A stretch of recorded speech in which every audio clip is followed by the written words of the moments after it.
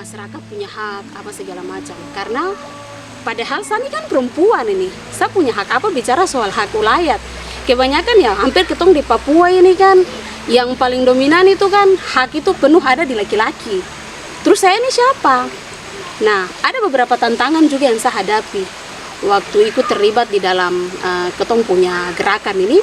Ada tantangan, kadang ada teman-teman ataupun saya punya kakak-kakak mungkin, saudara-saudara yang merasa maksudnya aku hanya sebagai perempuan, kok hak apa untuk bicara soal itu? Yang bicara itu adalah laki-laki. Dan itu saya merasa tertantang. Betul, memang saya mengakui bahwa hak ulayat, hak adat untuk tanah itu adalah milik laki-laki, mereka berhak. Tapi apakah laki-laki bisa berbicara atau tidak? Kita nih banyak.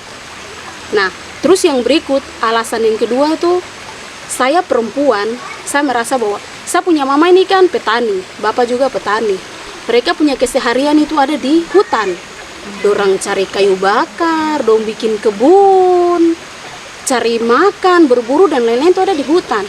Bagaimana kalau saya punya hutan, saya punya saudara-saudara pu tempat ini diambil.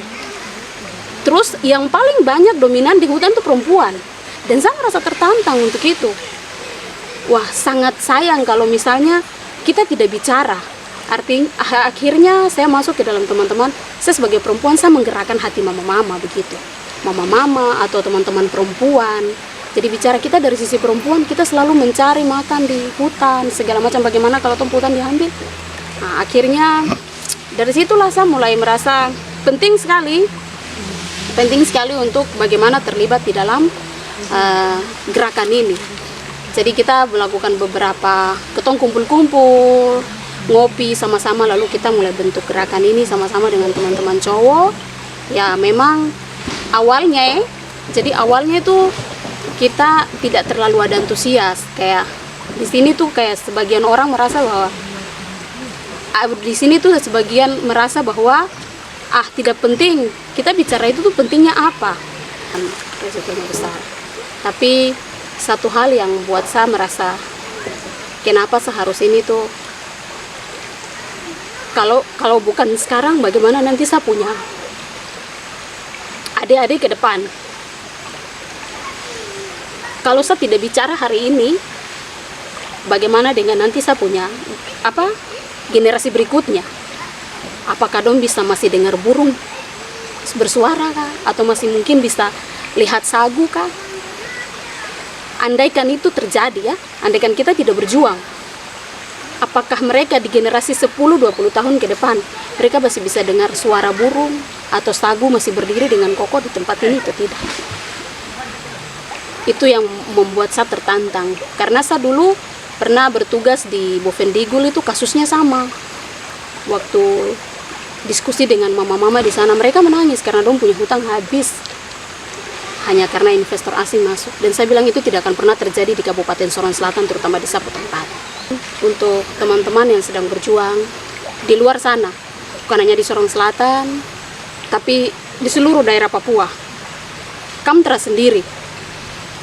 Kamu perjuangan kamu terasa sendiri. Tapi ada banyak tangan-tangan, ada banyak suara-suara yang mungkin tidak didengar, tapi jangan pernah berhenti bersuara. Kamu tidak sendiri. Sapu harapan itu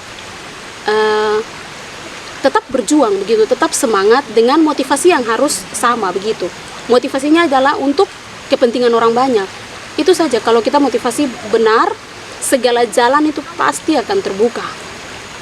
Kalau kita punya motivasi benar. Jadi terutama kalau mungkin saya lebih pesan ke teman-teman perempuan ya, teman-teman perempuan, kita terlalu usah ikut tren-tren yang lagi